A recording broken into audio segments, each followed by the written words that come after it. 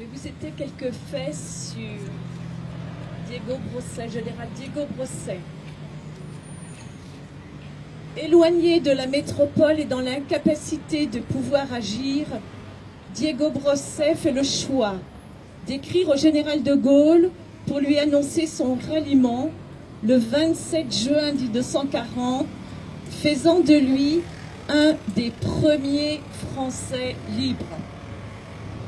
Il rejoint Londres en décembre 1940, où il est promu lieutenant-colonel, servant dans l'état-major du chef de la France libre. Le 16 avril 1941, il se considère comme adoubé quand il apprend sa condamnation par contumace à la peine de mort pour crime et manœuvre contre l'unité et la sauvegarde de la patrie.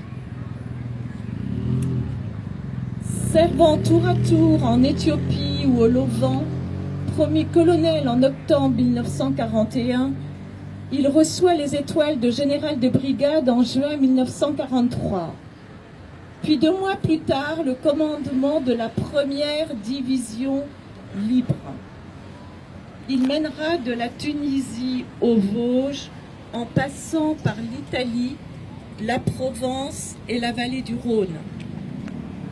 Promu général de division en août 1944, il définira lui-même sa manière de commander. J'entraîne ma division comme une compagnie. Je grimpe sur les chars en marche. J'engueule Pierre et Paul. Je ne serai jamais un vrai général, mais ma division est une vraie division. La témérité acquise pendant la Première Guerre mondiale ne l'a jamais quitté, ni son sentiment d'invulnérabilité.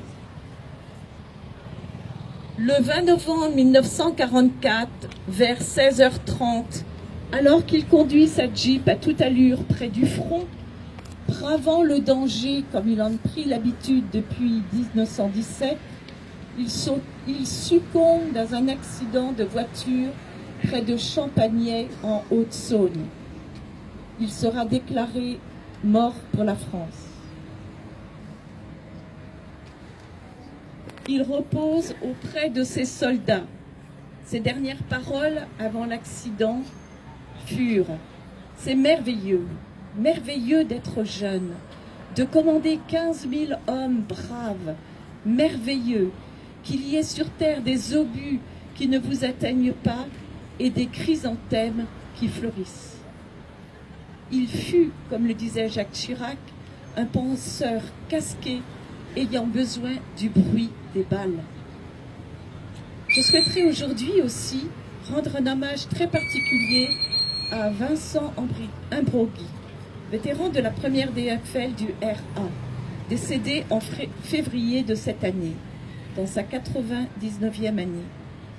Il fut le conservateur de la stèle Diego Brosset et contribua à perpétuer la mémoire de la première DFL. Nous ne l'oublierons pas.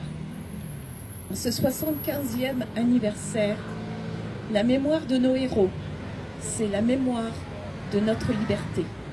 Vive la première DFL.